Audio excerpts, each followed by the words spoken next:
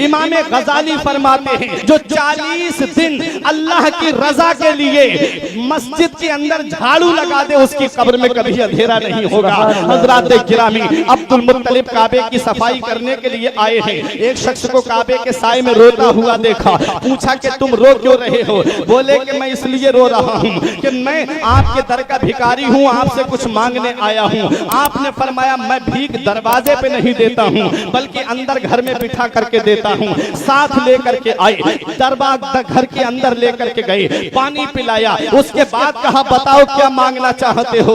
उसने कहा मैं गरीब हूँ। उसने कहा कि मैं आपकी हैसियत के लायक तो नहीं हूँ लेकिन मैं आज आपके बेटे अब्दुल्ला का रिश्ता मांगने के लिए आया हूँ। अब्दुल मुत्तलिब ने जब इतना सुना, ये नहीं कहा तेरी जमीन कितनी है, ये नहीं कहा कि तेरी प्रॉपर्टी कितनी है, ये नहीं कहा कि तू जहेज में क्या क्या देगा, ये नहीं कहा कि तू अपनी बेटी को जहेज में क्या क्या दे करके भेजेगा। फरमाया सिर्फ नाम बता अपनी बेटी का। वहाब इब्ने अब्द मुनाफ कहते हैं मेरी बेटी का नाम आमिना है। कहा बस इतना ही मुझे सुनना था। कहा आमिना, आमिना बना है अमन से, जिसके माना आते हैं चैन देने वाली, जिसके माना आते हैं आराम देने वाली, जिसके माना आते हैं सुकून देने वाली। हजरत अब्दुल मुत्तलिब कहते हैं बेटे का नाम अब्दुल्ला, बहू का नाम आमिना, अमन देने वाली। तो इनसे जो बच्चा आएगा वो सारे जहान को आराम देता हुआ आएगा, सारे जहान को सुकून देता हुआ नजर आएगा। अब्दुल मुत्तलिब कहते हैं मुझे ये रिश्ता मंजूर है। इतना सुनना था, आने वाले के चेहरे पे खुशी के आसार जाहिर होने लगे। अब्दुल मुत्तलिब से उसने कहा हुजूर बारात कब लेकर के आओगे? फरमाया नमी जिलहिज्जा को आएगी। बोला कितने लोग आएंगे? हजरात अब अपने घरों का जायजा ले लो, आज अपने यहाँ की शादियों का जायजा ले लो। एक शादी मक्के में होने जा रही है और एक शादियां हमारे यहाँ पर होती हैं।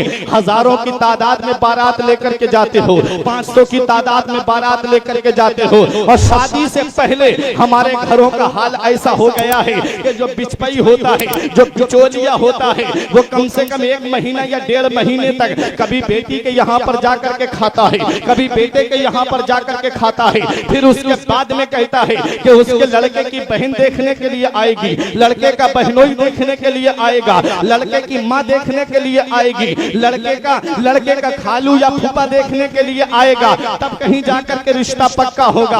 अब 15 दिन के बाद में, 20 दिन के बाद में इस तरीके से उसके घर पे गरीब ये आना जाना लगा रहता है।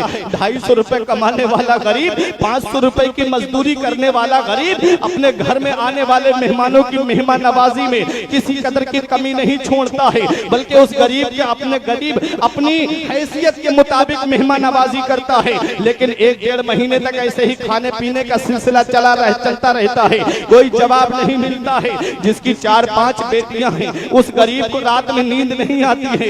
एक बेटी की शादी करने के बाद में इतना कर्ज उसके सर पे हो जाता है कि और बेटियों के सरों में चांदी उतर आती है। प्यारे कौन सा मुंह लेके जाओगे कयामत में महबूबे ताबर के सामने? कौन सा चेहरा लेकर के जाओगे शाफे महशर के सामने? अपने घरों की शादियों का हाल देख लो और मक्के में अब्दुल मुत्तलिब के बेटे हजरत अब्दुल्ला की शादी का हाल देख लो। हजरत गिरामी, हमारे घरों का हाल ये है। हम ये कहना चाहते हैं अगर तो जब वो खाने का सिलसिला पूरा हो जाता है, 1 महीना 2 महीने तक उसके घर गरीब के आना जाना जब लगा रहता है, फिर उसके बाद में अगर रिश्ता पक्का हो गया तो ठीक है, रिश्ता मंजूर हो गया तो ठीक है, वरना बिचौलिया आकर के ये खबर दे देता है, बिचपई आकर के ये खबर दे देता है कि भाई बहन को लड़की पसंद नहीं है, बहनोई को लड़की पसंद नहीं है। बहन कह रही है मेरे भाई का जोड़ नहीं है, बहनोई कह रहा है मेरे साले का जोड़ नहीं है। अरे जब तेरे यहाँ पर जोड़ नहीं था तो तूने उस गरीब का खर्च क्यों कराया? जब तुझे रिश्ता करना ही नहीं था तो क्यों उस गरीब के घर पे गया तू जा करके ये कहने के लिए कि मैं रिश्ता करा दूंगा? याद रखो प्यारे मुसलमानों, नबी इरशाद फरमाते हैं मुझे मेरा वो उम्मती बहुत पसंद है जो निकाह में सबसे कम खर्च करता है। जो निकाह को आसान करेगा, नबी फरमाते हैं जो निकाह को आसान करेगा मैं कयामत में उसकी शफाअत करूंगा। अब नबी की शफाअत चाहिए या दुनिया का माल चाहिए? नबी की शफाअत चाहिए या दुनिया के अंदर ये मालो मता चाहिए? कुरान कहता है कुल मताउ दुनिया कलील, दुनिया का माल थोड़ा है। आज हमारे यहाँ का हाल ये हो गया है कि कभी मंगनी के नाम पे पैसे लिए जा रहे हैं, कभी तारीख के नाम पर जोड़े लिए जा रहे हैं, कभी दिखाई के नाम पर जोड़े लिए जा रहे हैं। याद रखो प्यारे मुसलमानों, मदीने वाले मुस्तफा ने इरशाद फरमाया है जो निकाह को आसान करेगा मैं कयामत में उसकी शफाअत करूंगा। अपने अपने गिरेबान का जायजा ले लो। जब अब्दुल मुत्तलिब से उन्होंने कहा कि आप बारात कितनी लेकर के आओगे, तो क्या जवाब दिया था अब्दुल मुत्तलिब ने? सुनो और अपने मुआशरे का जायजा लो। आपने फरमाया कि बारात में तेरे यहाँ पर 7 लोग आएंगे, एक रिवायत में मिला के 9 लोग आएंगे, एक में मिला के 11 लोग आएंगे। हजरत गिरामी इतनी मुख्तसर सी बारात गई थी हजरत अब्दुल्ला की। अब तारीख उठा करके देखो, शादी हो जाती है हजरत अब्दुल्ला की, आती हैं हजरत आमना अब्दुल्ला के घर में। उसी रात में वो नूरे मुस्तफा अब्दुल्ला की पेशानी से मुंतकिल होकर के रेहमे आमिना में आ जाता है, शिकमे आमिना में आ जाता है। अब सुनो प्यारे मुसलमानों, अब नूरे मुस्तफा को कई महीने हो गए, माँ के शिकम में परवान चढ़ रहे हैं। एक दिन हजरत अब्दुल्ला से अब्दुल मुत्तलिब ने कहा बेटा हमारा लाडला आने वाला है, प्यारे हम चाहते हैं कि तुम मुल्क शाम चले जाओ और अपने हमारे आने वाले बच्चे के लिए इतने फल फ्रूट लेकर के आओ ताकि हम मक्के वालों की दावत करें। ऐसी मेवा जात ला करके आओ कि जो मक्के में आते हैं हम तमाम को खाना खिलाएं, बेहतरीन दावत दें। हजरत अब्दुल्ला चले हैं। आओ जरा तारीख उठा के देखो, हजरत अब्दुल्ला गए मुल्क शाम काफिले के साथ में। अब वापसी के मौके पे जब मदीना मुनव्वरा में पहुंचे, उस वक्त मदीने का नाम यसरिब था। यसरिब के माना आते हैं बीमारियों का घर।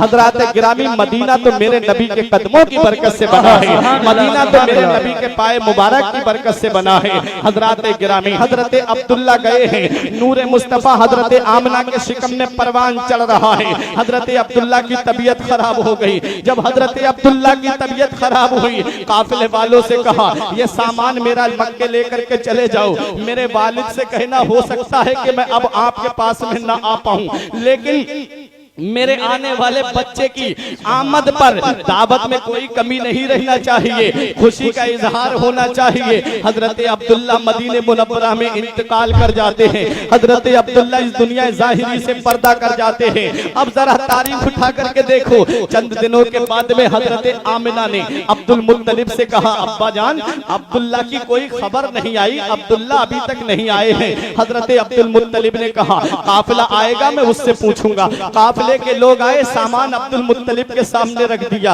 अब्दुल मुत्तलिब ने कहा मेरा बेटा अब्दुल्ला नहीं आया। लोगों में से एक ने आंसू पोंछते हुए कहा अब अब्दुल्ला इस दुनिया में नहीं रहे, अब अब्दुल्ला यहाँ पर वापस नहीं आएंगे।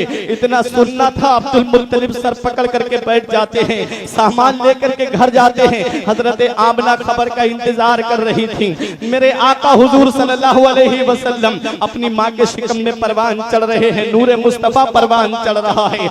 बाप का साया सर से उठ गया है।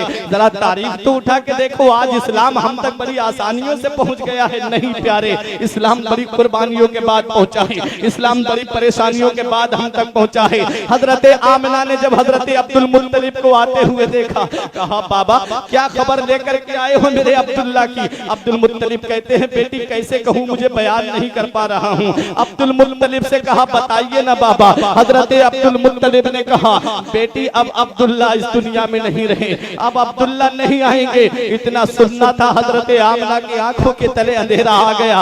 रब की बारगाह में अर्ज करती है मेरे मौला अभी मेरा बेटा इस दुनिया में आया भी नहीं है। मौला तूने मेरे सहारे को पहले ही उठा लिया। तो गैब से आवाज आती है ऐ आमिना परेशान मत हो, हमने इनके वालिद का साया इसलिए उठाया है ताकि दुनिया देख ले कि जिसे मैंने अपना महबूब बनाया है उसे किसी के सहारे की जरूरत नहीं है, उसका खुदा उसका सहारा है और वो सारी खुदाई का साथ है। आमना रजी अल्लाह ताला अन्हा के पास से अब्दुल मुत्तलिब खाना काबा के पास में जाते हैं। खाना काबा के करीब में पहुंचते हैं, देखा कि चंद लोग वहां मक्के के बैठे हुए थे। बोले अब्दुल मुत्तलिब एक बात कहें आपसे। अब्दुल मुत्तलिब बोले कहो क्या बात है। कहा अब्दुल मुत्तलिब हमने सुना है तुम्हारी बहू आमिना तुम्हारे घर में रहती है। कहा हाँ रहती है। बोलो। बोले हमने सुना है कि तुम्हारी बहू तुम्हारे बेटे का गम नहीं मनाती है, आमिना अब्दुल्ला का सोग नहीं मनाती है। कहा कौन कह रहा था। बोले मक्के की औरतें कह रही हैं, हमारे घर की खवातीन ने हमसे कहा है।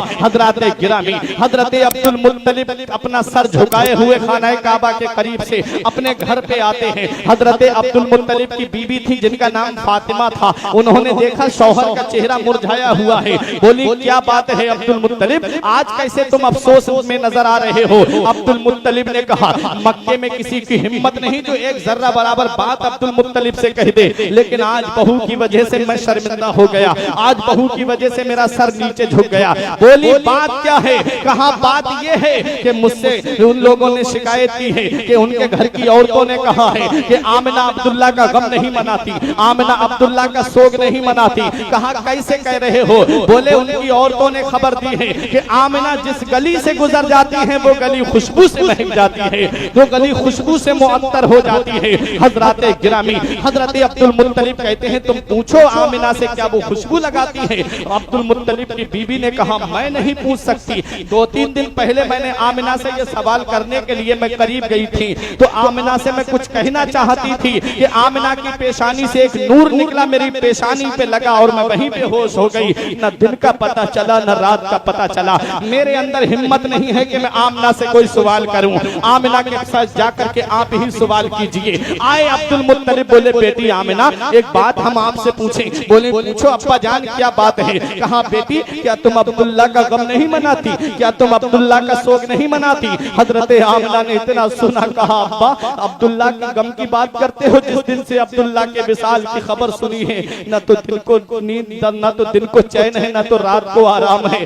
दिन को दिन और रात को आराम बिल्कुल हमें हासिल नहीं है। हमेशा अब्दुल्ला को याद करते रहते हैं। अब्दुल्ला की अमानत जो हमारे शिकम में परवान चढ़ रही है, उस अमानत के बारे में सोचती रहती हूँ कि मेरे बाद मेरे बेटे का क्या होगा, मेरे बाद मेरे बच्चे का क्या होगा। हजरत अब्दुल मुत्तलिब कहते हैं बेटी फिर ये खुशबू कहाँ से। हजरत अब्दुल मुत्तलिब की बीबी फातिमा अपने घर में से एक मिट्टी छुटा करके लाई। बोली 24 घंटे पहले इस पे आमिना ने अपना हाथ रखा था, देखो खुशबू अभी तक आ रही है। तकिया उठा करके लाई। बोली इसमें कौन सी खुशबू लगाई है, इससे देखो खुशबू आ रही है। दुपट्टा लाई, कहा देखो इसमें खुशबू आ रही है। बोली यहीं पर खुशबू नहीं है बल्कि हरम में भी खुशबू महसूस होती है। तब हजरत आमिना ने कहा ए अब्बा जान सुनिए, जब से अब्दुल्ला की अमानत मेरे शिकम में आई है मैंने किसी खुशबू का इस्तेमाल नहीं किया है। मैं जिस गली से गुजर जाती हूँ वो गलियां खुशबू से मुअत्तर हो जाती है। बरेली का इमाम पुकार के कहता है कि उनकी महक ने दिल के गुंजे खिला दिए हैं, उनकी महक ने दिल के गुंजे खिला दिए हैं। जिस राह चल गए हैं कूचे बसा दिए, जिस राह चल गए हैं कूचे बसा दिए हैं।